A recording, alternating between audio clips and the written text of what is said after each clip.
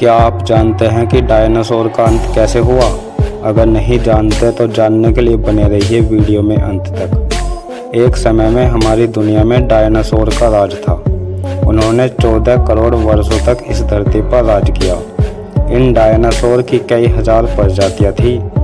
आज से करीब 10 करोड़ साल पहले एक एस्टेरॉयड का टुकड़ा जो अंतरिक्ष से आ रहा था, वह लगभग पृथ्वी से 20 करोड़ मील दूर मंगल और बृहस्पति के बीच घूम रहे बड़े एस्टेरॉयड से जा टकराता है। इस टकराव से उस बड़े एस्टेरॉयड की दिशा बदल जाती है।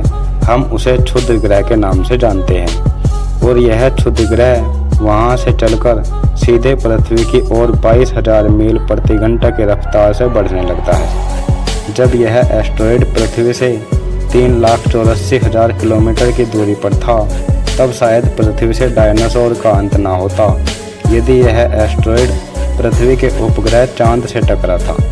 लेकिन नियति को कुछ और ही मंजूर था, इसलिए यह बड़ा एस्टेरॉयड चांद के बहुत नज़दीक से गुजर गया। 40 किलोमीटर के व्यास वाला 2 ट्रिलियन मीट्रिक टन का ये एस्टेरॉयड प्रत्येक सेकंड के साथ साथ धरती के करीब बढ़ता जा रहा था।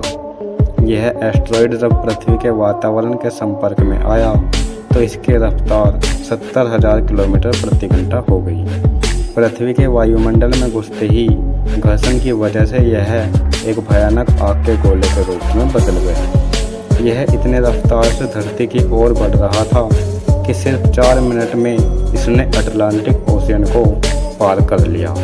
इसकी चमक इतनी अधिक थी कि धरती पर टकराने से पहले ही हजारों जीव आग के इस गोले को देखकर अंधे हो चुके थे। ये जीव उस उल्कापिंड को देख नहीं पा रहे थे, लेकिन वह उसकी भयानक गर्मी को महसूस कर रहे थे। कुछ ही क्षण में ये एस्टेरॉयड मैक्सिको की खाड़ी के पास जमीन से टकराता है और 35 डिग्री सेल्सियस की ऊर्जा वाला एक भयंकर विस्फोट होता है। इस टकराव का विस्फोट लगभग 10 हाइड्रोजन बम विस्फोट के बराबर था।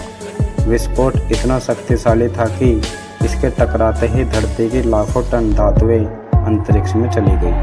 टकराव वाली जगह पर 180 किलोमीटर चौड़ा और 20 किलोमीटर गहरा गड्ढा बन गया। विस्फोट के कारण इस गड्ढे की सारी धातु और पत्थर आदि सभी सामान आसमान में धूल के बड़े बादल में बदल गए। 16 मिनट 40 सेकंड बाद जमीनी टकराव की वजह से धरती के अंदर